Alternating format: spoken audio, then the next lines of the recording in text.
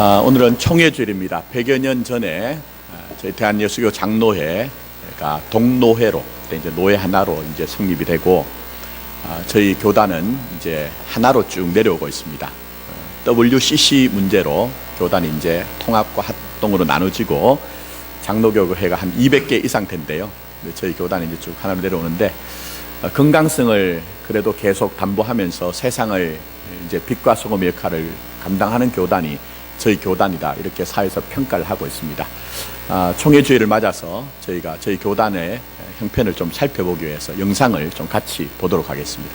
예, 보여주시기 바랍니다. 지금부터 100년 전 1919년 3.1운동 당시 20만 명 정도였던 교인들 가운데 하나님께서 우리 총회를 1912년 9월 1일 이 민족의 등불로 세우시고 102회 동안 우리를 민족의 희망이자 시대의 빛으로 섬기도록 인도하여 주셨습니다. 금년 2017년은 마르틴 루터의 종교개혁 500주년을 기념하는 해로 개혁교회의 정신과 전통을 되살려야 하고 2019년은 3.1운동 100주년을 맞는 해로 한국교회가 다시 민족의 희망으로 자리매김을 해야 할 시대적 요청 가운데 있습니다. 이러한 역사적인 사명을 따라서 총회는 101회 주제인 다시 거룩한 교회로 라는 주제의 연속성상에서 102회 주제를 거룩한 교회 다시 세상 속으로 라고 정하고 힘차게 나아가려고 합니다. 1912년 9월 1일 조선 예수교 장로회 총회를 시작으로 창립된 우리 총회는 하나님의 말씀인 성경과 대한예수교 장로회 헌법을 따르며 다음과 같은 사역을 감당하고 있습니다. 교단의 신앙과 신학을 정립하고 강도회와 지교회를 도우며 사회 및 국가적 문제의 기독교적 대안을 모색하고 국내외 여러 기관들과 협력하며 산하 모든 교회가 부흥할 수 있도록 정책을 세우고 지원합니다. 이를 위해 제86회 총회부터 총회주일 헌금을 시행해왔으며 이를 통해 67개 노회 9천여 교회 280만 성도를 섬기고 있습니다. 성도님들이 정성껏 보내주신 총회 헌금은 100일 회기 동안 이렇게 사용하였습니다. 102회기에는 보다 투명하게 총회 각 부서 및 산하기관 사업비로 귀하게 사용하겠습니다. 하나님이 세상을 구원하시기 위해 이 세상에 오셨듯이 이제 교회가 세상 속으로 들어가야 합니다. 세상 사람이 교회로 찾아오도록 기다릴 것이 아니라 교회가 세상 속으로 찾아가야 합니다. 우리 교회가 찾아갈 세상은 마을입니다. 그래서 마을이 교회가 되고 마을 주민을 교인으로 섬겨서 교회가 마을의 희망이 되고 민족의 희망이 될 수 있도록 사역하려고 합니다. 여러분이 보내주신 총회주일헌금은 오직 이런 사역을 감당하는 데 귀하게 사용될 것입니다.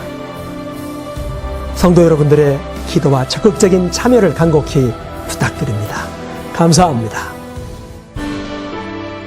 예수님께서 모든 도시와 마을에 두루 다니면서 가르치시고 천국 복음을 전파하시고 모든 병과 약한 것을 고치시며 세상을 섬기셨듯이 우리 총회는 마을이 교회가 되도록, 교회가 마을의 희망이 되도록, 민족의 희망이 되도록 도울 것입니다. 거룩한 교회, 다시 세상 속으로, 마을을 교회로, 주민을 교인으로. 저희 교회가 또 속한, 몸으로 속한 그런 교단이 건강한 그런 교단으로 주님 오시는 날까지 역할을 잘할 수 있도록 기도 부탁드리고 또 협력해 주시면 감사하겠습니다. 우리가 때로는 당황스러운 일을 만나고요, 때로는 또 황당한 일을 경험하기도 합니다. 근데 당황과 황당이 이제 어떤 의미가 있을까요? 참 때로는 애매모호한 경계선에 있는 것이 당황과 황당이라는 말입니다. 제가 찾아보니까 당황이란 말은 놀라거나 다급한 일을 당하여 어찌할 바를 모르는 상태가 당황이에요. 자, 그럼 황당은 뭐냐? 전혀 생각하지 못한 것이거나 어찌할 도리가 없는 일을 당하여서 그때 이제 그런 상태가 바로 황당이다, 그렇게 얘기합니다. 말씀드린 것처럼 때론 참 애매모호합니다. 마음의 정리가 안 되는 경우가 있습니다. 제가 이제 인구의 해자되는 유머를 가지고 여러분들 좀 정리를 하도록 좀 도와드릴게요. 거기 보니까 이제 당황에 대해서는 뭐라고 얘기를 했느냐. 사과를 맛있게 먹다가요. 근데 벌레 한 마리를 발견했습니다. 그럼 이게 뭐죠? 당황이라고 얘기합니다. 근데 사과를 맛있게 먹다가 뭔가 이상한 느낌이 들어서 보니까 멈추었어요. 근데 거기 보니까 벌레가 있긴 있는데 반쪽만 있어요. 그럼 그게 뭐죠? 황당이라는 말이다. 이렇게 이제 사람들이 얘기를 해요. 근데 우리가 보면요, 요 경계가 참 애매모호하단 말입니다. 느낌은 뭔가 확 오긴 오는데 참 우리가 때로는 큰 일을 당하거나 또 아니면 새로운 어떤 내가 전혀 가보지 않은 길을 갈 때는 당황하기도 하고요. 또 내가 그 가운데서 내 능력이 부족하기 때문에 황당한 그런 이제 느낌도 들죠.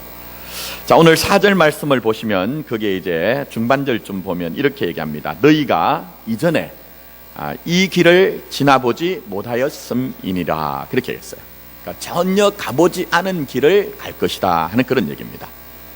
자, 탁월한 영적인 지도자인 모세 영도 하에서도 이스라엘 백성들은 가나안 땅을 들어갔습니까? 들어가지 못했습니까? 들어가지 못했습니다. 결국 이 광야에서 오랜 세월 동안 연단이 되고 난 이후에 이제 가나안 땅을 이제 진입을 해야 됩니다. 사실 이 땅은 아브라함과 야곱과 이삭 그들의 조상들이 살던 땅이에요. 근데 요셉 때에 그들이 이주를 하고 난 이후에 한 400여 년 만에 이제 돌아가는 땅입니다. 10년이면 어떻게 되죠? 강산도 변한다. 그렇기 때문에 400여 년이 지났기 때문에 사실은 이 땅은 그들과 아무 상관이 없는 땅일 수가 있다는 거예요. 자, 거기다가 오늘 이제 말씀해 보니까 이 가보지 않은 길을 가야 되는데 초입에 뭐를 만나느냐?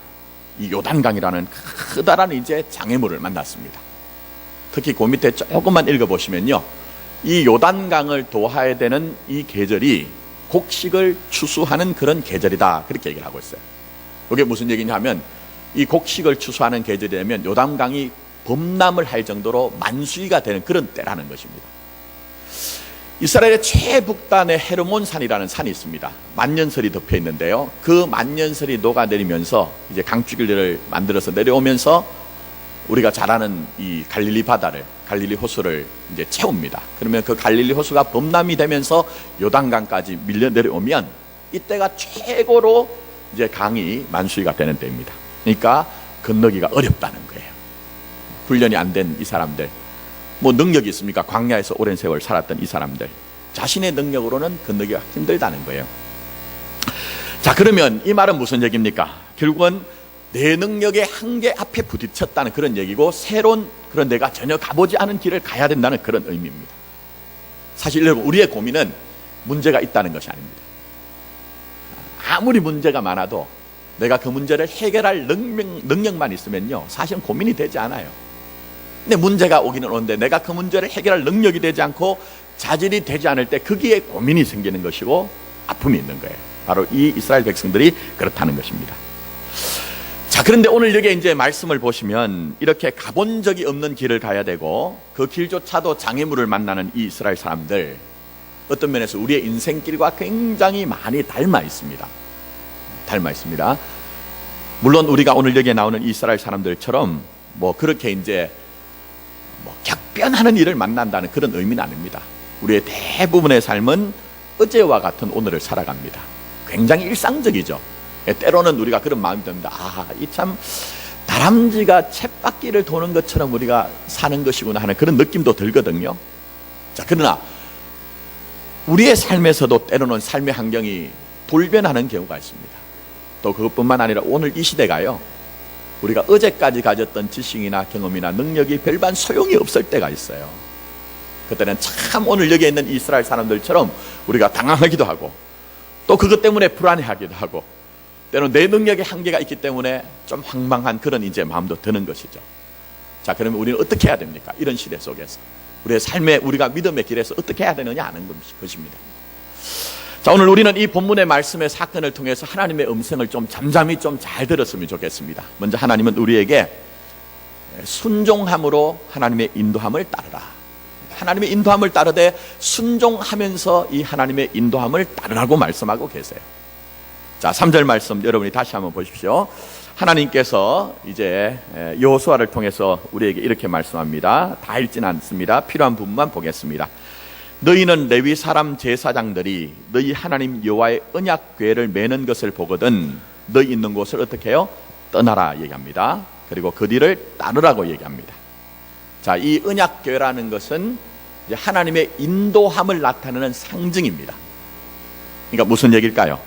이 언약궤를 보거든 너희가 있는 곳에서 일어나서 그 언약궤를 따르라는 것은 네 생각도 있고 판단도 있고 계획도 있지만 하나님의 인도하심을 구하고 하나님의 인도하심을 따라가라는 거예요. 그게 인생의 승리의 비결, 그게 믿음의 승리의 비결이 있다고 우리에게 말씀하고 있습니다. 특별히 4절 말씀 한번 보십시오. 그게 이제 하나님이 부탁하는 것이 있습니다. 그러나 너희와 그 사이 거리가 얼마쯤 되거든? 2000규빗쯤 되거든. 그 2000규빗쯤 되게 하고 그것에 가까이 하지 말라 이렇게 얘기합니다. 여기에는 한 가지 이제 숨겨진 의미가 있습니다. 그것은 이 이스라엘 백성들 전체가 언약궤를 볼 수 있도록 하나님이 조처를 방법을 제시하신 거예요. 자, 보십시오.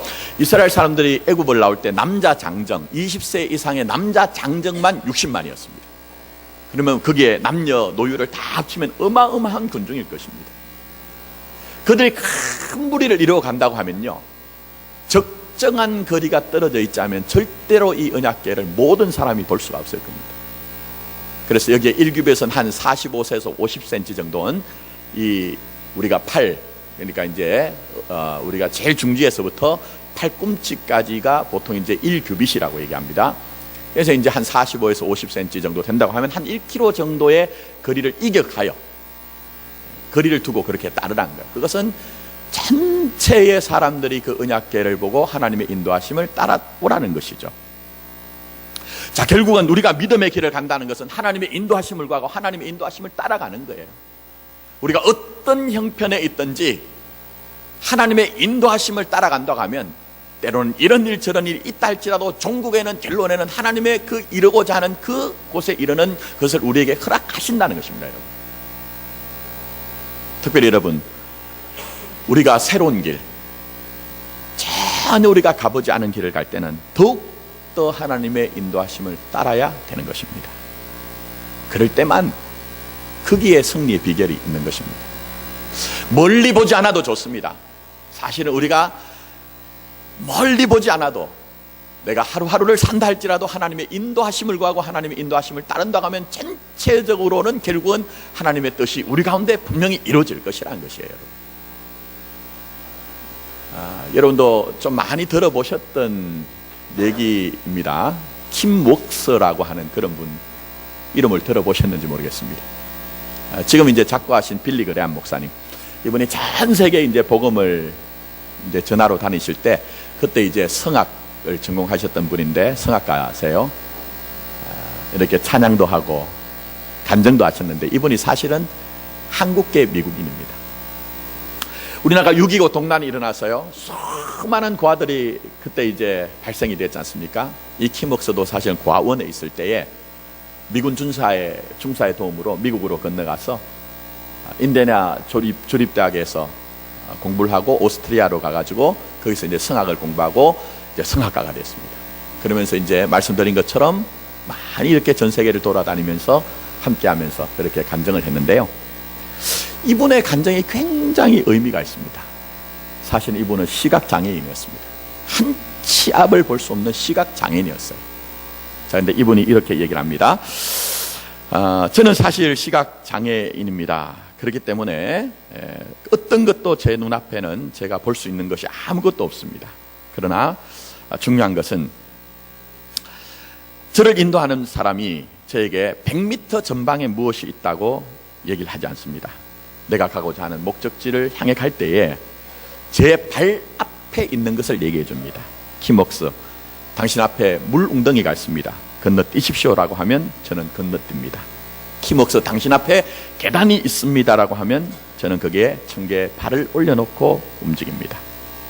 제가 저를 인도하는 분을 믿고 한 걸음씩 옮기기만 한다면 분명히 나를 인도하시는 그분의 인도함을 따라 저는 목적지에 도착할 수가 있을 것입니다. 저는 그렇게 생각합니다. 하나님의 인도하심은 마치 이와 같다고 생각합니다. 우리의 10년 후를 우리는 알지 못합니다. 우리의 20년 후도 우리가 알지 못합니다. 저는 또 알고자 하는 마음도 없습니다. 그러나 오늘 무엇을 해야 할지 하나님께 묻고 제가 믿음으로 순종한다면 분명히 하나님께서 약속하시고 계획하신 곳에 저를 도달케 하실 것을 저는 믿습니다. 이렇게 얘기했습니다. 어떻게 생각하십니까? 굉장히 귀한 고백이죠. 우리가 때로는 멀리 보아야 된다는 그런 우리가 강박이 있을 수가 있지만 사실은 멀리 볼 필요가 없을 때가 더 많이 있습니다. 어떤 면에서 한 걸음 앞을 우리가 믿음으로 바라본다면 그 믿음으로 행하는 발걸음을 통해서 전체적으로는 결국 하나님의 뜻이 우리 가운데 이루어질 것이라는 것이에요. 때는 우리가 무슨 대단한 일을 하지 않고 내 인생이 왜 이렇게 정말 좀 세상 말로는요 좀 폼나게 좀 뭔가를 하고 싶은데 그렇지 않고 아주 사소한 일, 일상적인 일을 하는 것 같지만 믿음의 주요 또 온전케 하시는 예수를 바라보면서 그 작은 일조차로도 우리가 믿음으로 행한다면 결국은 여러분의 믿음을 따라 하나님은 역사하실 것이라는 것입니다. 저는 오늘 예배 가운데 있는 저와 여러분들이 하나님의 인도하심을 구하고 그 하나님의 인도하심을 따라감으로 말미암아 여러분의 삶 가운데 여러분의 생활 가운데 하나님의 뜻이 드러나고 하나님의 뜻이 확정되는 놀라운 축복이 임하기를 원하는 것입니다. 자, 특별히 오늘 말씀을 다시 한번 보기를 원합니다. 오늘 보시면 이렇게 하나님을 인도하심을 우리가 따를 때에 거기에는 순종이 있을 것을 우리에게 말씀합니다. 자, 3절 말씀. 자, 다시 한번 보십시오. 백성에게 명령하여 이르되 너희는 레위 사람 제사장들이 너희 하나님 여호와의 언약궤를 매는 것을 어떻게 해요? 보거든. 자, 그 다음에 너희가 있는 곳을 떠나라는 말이 나옵니다. 그 뒤를 따르라 이렇게 얘기합니다. 자, 여호수아를 통해 가본 적이 없는 길을 가야 되는 이스라엘 백성들에게 하나님이 구구절절 설명하지 않았어요. 지도를 펴놓고 지금 계획을 말씀하시지 않았어요. 아주 단순하게 말씀하십니다. 너희들 있는 곳을 떠나라. 그 자리에 머물지 말고 너희들이 떠나라. 그리고 너희들은 나를 따르라고 아주 단순하게 말씀하세요. 그럼 여러분, 우리에게 하나님이 그려내시는 믿음이란 게 뭘까요? 믿음의 실제는 우리가 따를 때에 그것이 믿음이 된다는 거예요. 우리가 마음의 감동을 받고 은혜를 받고 계획을 가진다고 해서 그 믿음이 되는 것이 아니라 정말 여러분이 있는 자리에서 일어나서 하나님의 말씀을 우리가 바라보면서 그 말씀을 따라가고 쫓아갈 때 믿음 되는 역사가 우리에게 임한다는 거예요, 여러분. 물론 우리가 예수님을 따라갈 때 믿음의 길을 갈 때 설득도 필요할 때가 있습니다. 이해가 필요할 때도 있어요, 여러분. 설명도 필요할 때가 있습니다. 그러나 하나님이 우리에게 말씀하시는 것은 하나님의 말씀하심에 대해서 깨끗하게 진실한 마음으로 순종할 때에 믿음의 역사와 승리의 비결이 거기에 있다는 것입니다. 오늘 하나님이 오늘 이 이스라엘 백성들에게 오늘 말씀하시는 것이 무엇입니까? 레위 사람들이 법궤를 메고 일어나거든 너희들 무조건 그 뒤를 따르라는 거예요. 무조건 따르라는 거예요. 설명을 요구하지도 말고 이해를 요구하지도 말고 무조건 그 뒤를 따르라는 것입니다. 지금 저 강이 저렇게 범람하고 있는데 그 강을 우리가 건너는 시기가 맞습니까? 맞지 않습니까? 하는 것도 따지지 말고 강물의 깊이가 얼마가 됩니까? 하는 것도 따지지 말고 그 강을 건너가면은 거기에 어떤 대적들이 매복해서 우리를 기다리는 것 아닙니까? 그것도 볼 것도 아니고 오직 하나님의 말씀을 그 살아있는 하나님의 말씀을 믿고 그 말씀을 따를 때에 그게 영적인 비결이 우리 가운데 분명히 있다는 것입니다. 저는 오늘 예배 가운데 있는 저와 여러분들이 때로는 이해와 설득이 필요하고 설명이 우리에게 있어야 되겠지만 그러나 내게 주신 하나님의 감동된 말씀을 오늘 이스라엘 백성들처럼 일어나 따를 수 있는 쫓을 수 있는 그런 진실한 믿음의 사람이 되기를 원하는 것입니다. 떠나서 한 구절만 더 봅니다. 자, 읽었던 말씀인데 4절 중반절 말씀 보세요. 아주 거기에 소중한 말씀이 나옵니다. 그리하면 너희가 행할 길을 알리니. 자, 보셨습니까 여러분? 찾아주셨죠? 자, 다시 한번 읽어드립니다. 그리하면 너희가 행할 길을 알리니. 자, 무슨 얘기입니까? 행할 길을 미리 알고 따르는 것이 아니고 따르다 보면 행할 길을 알게 된다는 거예요. 자, 다시 한 번 말씀드립니다. 행할 길을 미리 아는 것이 아니고 따르다 보면 행할 길을 알게 된다는 거예요. 근데 여러분, 이게 얼마나 실제적인 진리인지 모릅니다. 여러분, 한번 잘 생각해 보세요. 여러분 삶에서 나는 정말 완벽하게 완전하게 모든 것을 다 알고 이해를 해야지만 무엇을 하고 있습니까, 여러분? 정말 그렇게 사시느냐 하는 거예요. 우리가 많은 경우에는요, 다 알지 못하도 다 이해하지 못해도 은밀하게 말씀드리면 믿음으로 사는 거예요. 믿음으로 모든 것들이. 자, 제가 한번 설명드리겠습니다. 여기 이제 부부로 앉아 계신 분들, 뭐 가정생활 대부분 다 이렇게 하시는데 결혼의 연수는 다 다른 것 같아요. 그러나 우리가 결혼을 할 때쯤 그때 한번 생각해 보십시오. 내 앞에 앉아 있는 그 남자, 내 앞에 앉아 있는 그 남자, 그 여자, 그분을 정말 여러분이 100% 완전하게 완벽하게 아셨기 때문에 그때 결혼을 결심하셨습니까, 여러분? 한번 생각해 보세요. 네? 사실은 내가 그 사람을 완벽하게 완전하게 알지 못하고 믿음으로 생각하고 믿음으로 판단하고 믿음으로 결정한 거예요, 여러분. 물론 제가 이렇게 말씀드리면 아이고 그때 알았더라면, 그때 알았더라면 이런 마음도 드시겠지만, 그러나 그 시점에서 생각해 보시면 우리가 무엇인가를 알고 무엇인가를 전부 다 이해하기 때문에 한 것이 아니라 전부 다 믿음으로 하신 것이거든요. 여러분, 여러분이 가진 이 믿음, 때로는 내 믿음이 정말 겨자씨만큼 작다고 생각되는 그 믿음조차도 잘 한번 보세요. 지금까지 내가 무엇을 알고 무엇을 깨닫고 무엇을 이해했기 때문에 이만한 믿음을 가졌습니다. 때로는 그것이 다 이해가 되지 않아도, 때로는 다 깨달아지지 않아도, 다 수용이 되지 않아도 따라오다 보니, 쫓아오다 보니 그래도 이만한 믿음을 내가 소유하게 됐다는 거예요.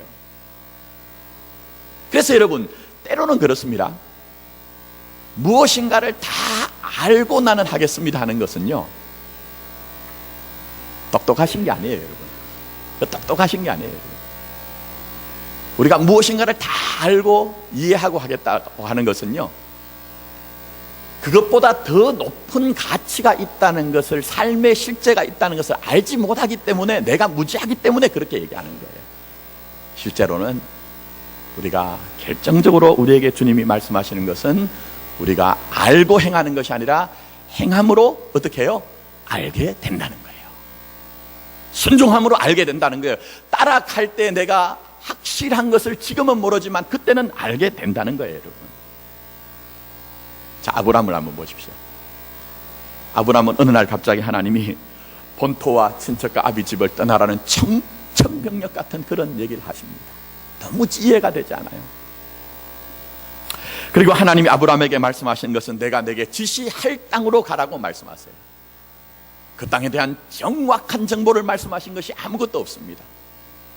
뭐 지도를 펴놓고 여기에 이런 경로를 따라서 네가 갈 것이라고 말씀하시지 않았어요. 그런데 이 아브라함에게 주님께서, 하나님께서 말씀하신 것이 무엇입니까? 알기 때문에 가는 것이 아니고 가게 되면 알게 된다는 것입니다. 사랑하는 성도 여러분, 우리가 물론 좀 멀리 보면 좋죠. 멀리. 때는 우리가 그런 마음이 있습니다. 좀 멀리 좀 보고 알았으면 좋겠다. 근데 여러분, 사실은 그렇게 멀리 보지 않아도 됩니다.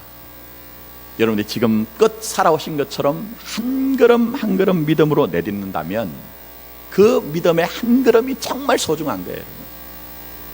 지금은 다 이해가 되지 않아도, 수용이 되지 않아도, 깨달아지지 않아도 우리가 그 한 걸음을 걸어갈 때 언젠가 뒤돌아보면, 아, 하나님, 그때는 내가 그 의미를 몰랐습니다. 그때는 그 의미를 몰랐습니다. 그러나 제가 이제 제 삶의 대안길을 뒤돌아보니 그것이 전체적으로 이런 하나님의 뜻이 있었군요 하는 것을 우리가 알게 된다는 것입니다. 오늘 믿음의 길을 가면서 때로는 새로운 길의 인생길을 만나서 때로는 걱정하시고 때로는 염려가 되시고 때로는 내 능력의 한계 때문에 내가 어떻게 할까 고민이 되시는 분이 계십니까? 고민과 염려보다는 오늘 이 이스라엘 백성에게 하나님이 말씀하신 것처럼 오늘 주님께서 따르라고 말씀하시는 그 음성을 들었으면 좋겠습니다. 하나님의 인도하심을 구하고 하나님의 인도하심을 따른다면 분명히 우리에게도 하나님은 그 믿음대로 역사하여서 이를 곳에 이르게 하시는 하나님의 큰 축복이 믿음의 걸음을 걸어가는 여러분에게 분명히 나타날 것입니다. 이런 은혜가 우리 공동체와 믿음으로 걸음을 걸어가는 여러분에게 있기를 예수님의 이름으로 축복합니다. 자, 두 번째 하나님이 우리에게 말씀하시는 것이 있습니다. 그것은 바로 자신을 성결케 하라는 것입니다. 자신을 거룩케 하라, 자신을 구별하라고 말씀하고 계세요. 자, 5절 말씀 한번 봅니다. 다시 보겠습니다. 여호수아가 또 백성에게 이르되 너희는 자신을 어떻게 하라고요? 성결하게 하라, 그렇게 말씀합니다. 하나님의 두 번째 요청과 주문은 바로 자신을 성결하게 하라는 것입니다. 여기서 성결하다라는 말은 카다시란 말로요, 그야말로 이제 성결하다, 거룩하다, 또 구별되다, 이런 뜻을 가지고 있습니다. 근데 구약에서는 이렇게 성결하고 거룩하게 구별된 행위를 실제적으로 상징적으로 몸으로 이제 익히게 하기 위해서 뭘 하느냐면요, 몸을 씻는 것이 있습니다. 또 더 나가서 자기들이 그동안 입고 있던 의복을 모두 다 빨도록 하는 그런 것들이 있습니다. 그래서 공동 번역 성경에서는 오늘 본문의 말씀을 뭐라고 번역을 했느냐 하면 목욕 재개를 하다, 이렇게 번역을 하고 있는 거예요. 자, 그럼 생각해 보십시오. 전혀 새로운 길을 가야 됩니다. 그 길에 대한 지식도 없고 경력도 없고 요단강이란 커다란 장애물 앞에서 내 능력에 지금 한계를 느끼고 무능함을 느끼고 있는 이 사람들에게 하나님이 이상한 지금 이제 요청을 하신단 말입니다. 범람하고 있는 저 요단강물 앞에서 얘들아, 너희들이 조각배를 만들어라. 그것이 훨씬 더 타당할 것 같아요. 너희들 주위에 있는 나무들을 전부 다 모아서 뗏목을 만들어라. 그리고 너희들이 건너야 한다. 이렇게 말씀하신 것이 훨씬 합리적이고 이성적일 것 같아요. 그런데 하나님 오늘 여기에 성별하라, 거룩하라, 구별되라, 목욕 체계를 하라는 의미가 무엇이냐 하는 거예요. 무엇이냐 하는 거예요, 여러분. 여러분 혹시 이해를 하기 위해서 제가 한번 생각을 한번 떠올려 보시기 바랍니다. 여러분들 혹시 여러분 가문이나 문중에서 큰 제사를 드리는 것을 이렇게 보신 적이 있는지 모르겠습니다. 또 그게 아니면은 TV에서라도 어떤 그런 것들을 보신 적이 있는지 모르지만 그런 제사를 주관하는 제주들은요, 그냥 제사를 하지 않습니다. 제사 전에 꼭 뭘 하느냐 하면은 뭘 하죠? 목욕 재개를 하도록 합니다. 그게 인간의 어떤 종교 심성입니다. 자, 그러면 왜 목욕 재개를 하게 하느냐는 거예요. 제사를 드리고 있는데 제사에 합당한 마음과 몸을 갖추라는 거예요. 그동안 묵었던 때를 벗겨내고 자기 옷을 전부 다 좀 의간 정제를 해서 그 제사를 드리는 행위가 중요한 것이 아니고 그 제사에 맞는 몸과 마음을 갖추라는 거예요. 제가 왜 이 제사까지 끄집어내서 이렇게 말씀드리느냐, 성결하라는 의미가 거기에 있다는 거예요. 결국 이 성결의 목적은 사람이 문제라는 거예요. 사람이 문제. 자, 보십시오.